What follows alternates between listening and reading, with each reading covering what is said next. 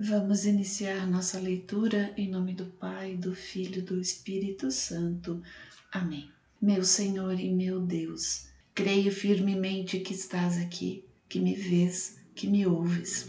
Adoro-te com profunda reverência. Peço-te perdão dos meus pecados e a graça para fazer com fruto este tempo de oração. Minha Mãe Imaculada, São José, meu protetor, anjo da minha guarda, intercedei por mim. Envia teu Espírito Santo para que eu compreenda e acolha tua santa palavra, que eu te conheça e te faça conhecer, te ame e te faça amar, te sirva e te faça servir, te louve e faça louvar por todas as criaturas. Faze, ó Pai, que pela leitura da palavra os pecadores se convertam, os justos perseverem na graça e todos consigamos a vida eterna. Amém.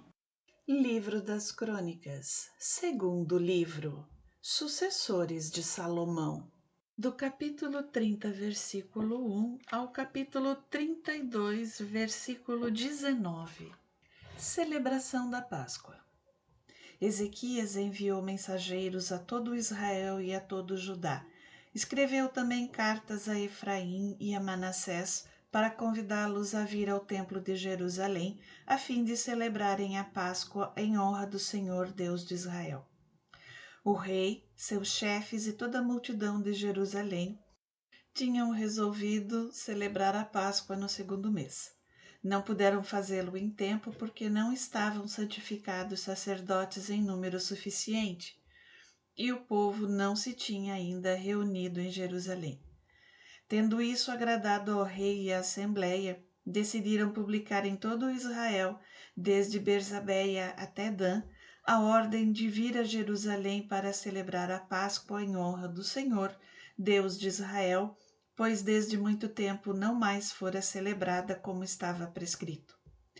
Partiram então os correios com as cartas do rei e dos chefes para todo Israel e Judá. Por ordem do rei, eles diziam: Israelitas, voltai ao Senhor, o Deus de Abraão, de Isaque e de Israel, a fim de que ele se volte àquele dentre vós que conseguiram escapar das mãos do rei da Assíria. Não sejais como vossos pais e vossos irmãos, que prevaricaram contra o Senhor, Deus de seus pais, o qual os entregou à desolação, como vedes. Não endureçais vossa cerviz, como fizeram vossos pais. Dai a mão ao Senhor, vinde a seu santuário que ele consagrou para sempre, e servi ao Senhor vosso Deus, a fim de que ele afaste de vós o ardor de sua cólera. Se voltardes para o Senhor, vossos irmãos e vossos filhos acharão misericórdia diante daqueles que os levaram para o cativeiro e voltarão à sua terra, pois o Senhor Deus é generoso e misericordioso, e não desviará os olhos de vós se voltardes para ele. Assim, os correios passaram de cidade em cidade, na terra de Efraim, de Manassés e até de Zabulon. Zombaram deles e os escarneceram. Contudo, alguns homens de Asser, de Manassés e de Zabulon humilharam-se e dirigiram-se a Jerusalém. Também em Judá a mão de Deus operou sobre os habitantes para dar-lhes o mesmo desejo de executar o mandato do rei e de seus chefes, conforme a palavra do Senhor. Grandes multidões afluíram a Jerusalém para celebrar a festa dos ázimos no segundo mês. Foi uma imensa afluência de povo. Eles puseram-se a destruir os altares que se encontravam em Jerusalém, a destruir todos os altares dos perfumes e os atiraram na torrente do Cedron. Imolaram a Páscoa no 14º dia do segundo mês. Os sacerdotes e os levitas, cheios de confusão, tinham se santificado e ofereceram holocaustos no templo. Ocupavam seu lugar normal, como prescreve a lei de Moisés, homem de Deus. Os sacerdotes esparziam o sangue que lhes davam os levitas.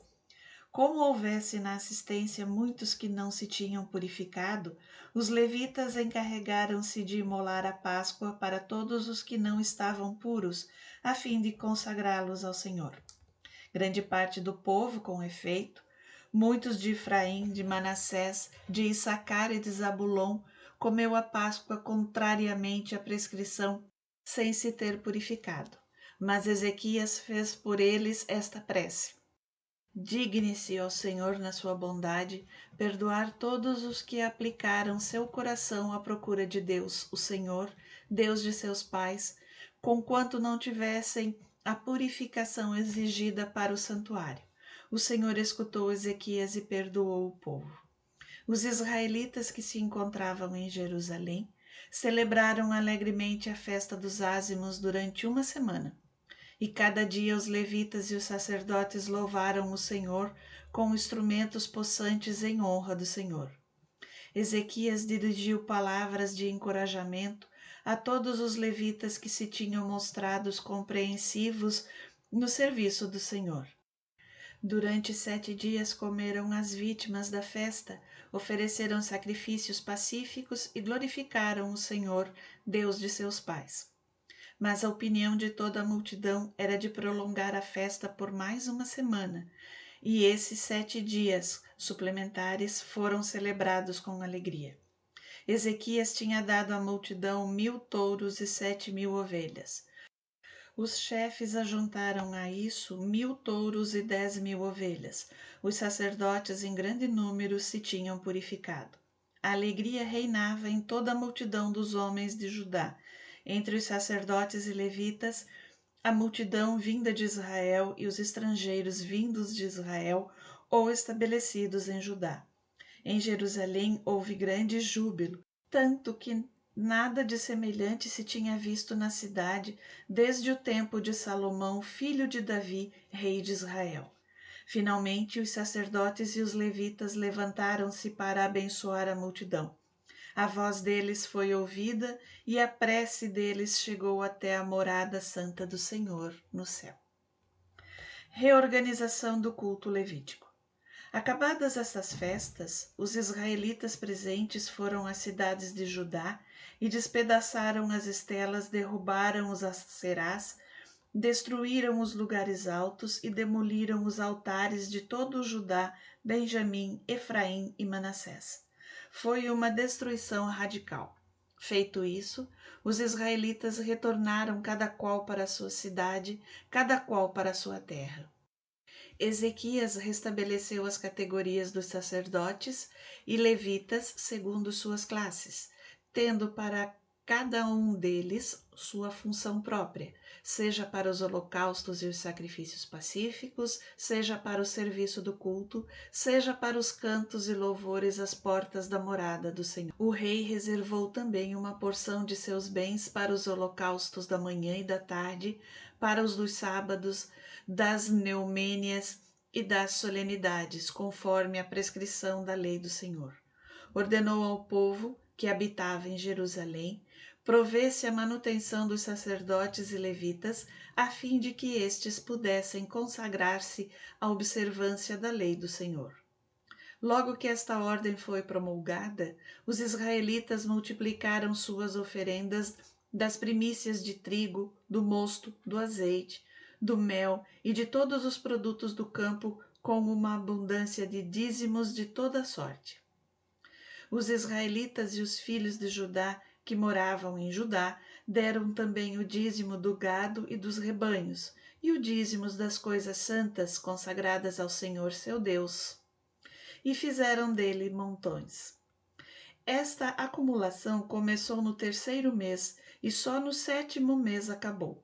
Vieram então Ezequias e seus chefes, e vendo esses montões, louvaram o Senhor e seu povo de Israel.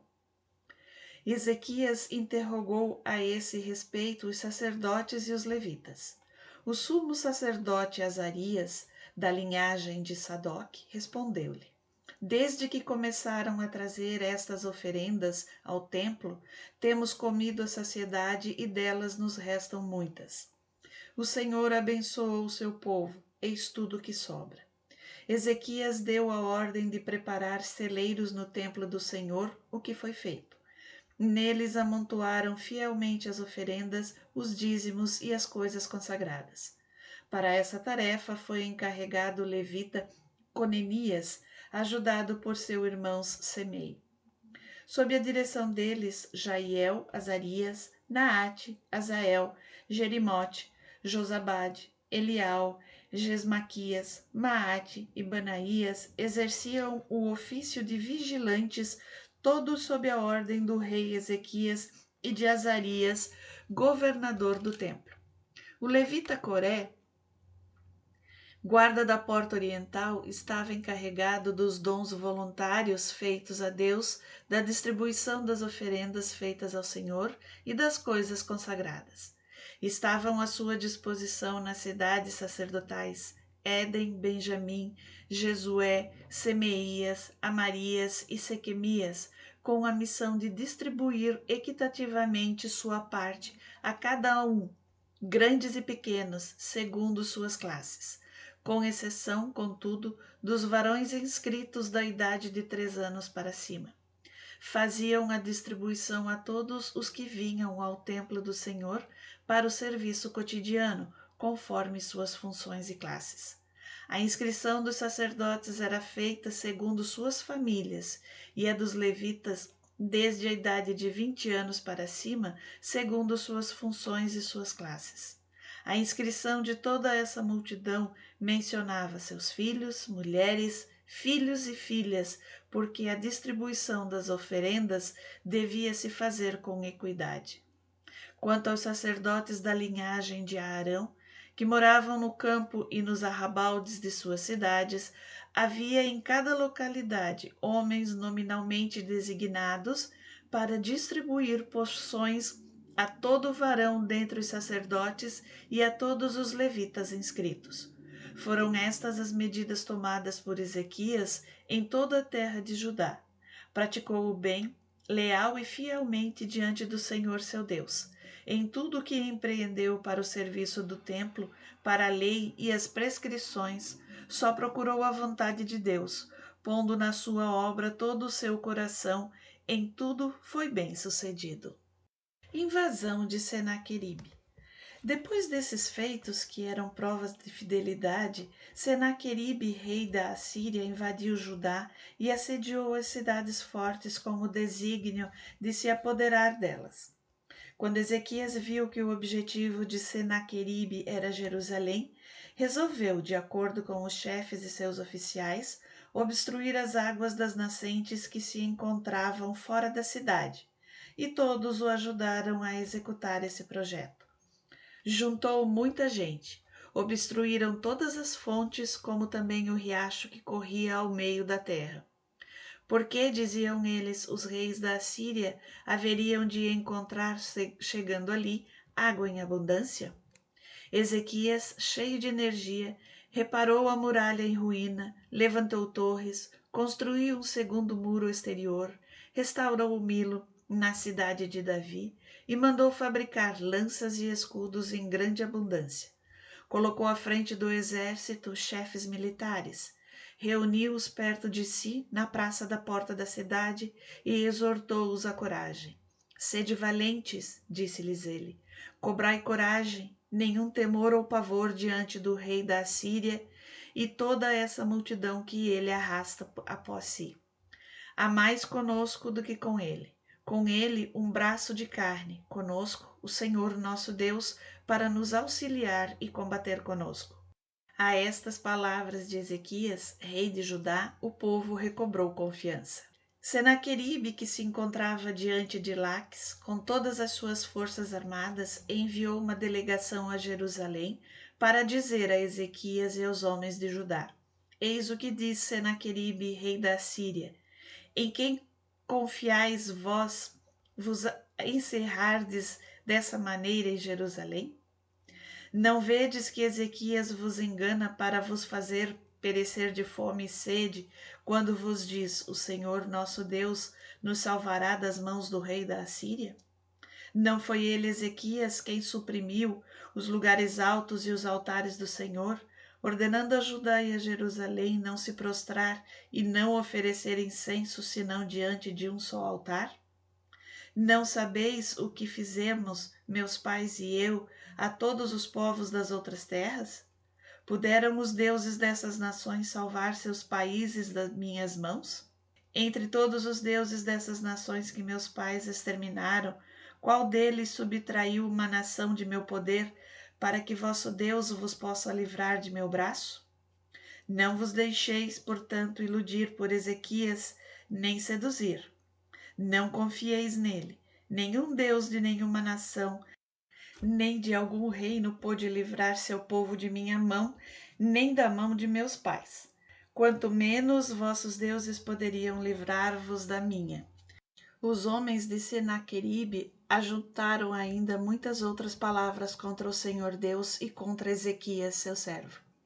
Ele escreveu também uma carta cheia de ultrajes contra o Senhor, Deus de Israel, na qual o atacava, dizendo: assim como os deuses das nações não puderam subtraí-las de minha mão, assim também o Deus de Ezequias não poderá livrar seu povo da minha. E tudo isso foi gritado em voz alta em hebraico, com o fim de intimidar e assustar o povo de Jerusalém, que se encontrava na muralha, a fim de apoderar-se da cidade. Falavam do Deus de Jerusalém como dos deuses das nações pagãs, que não passam de obras feitas pelas mãos do homem.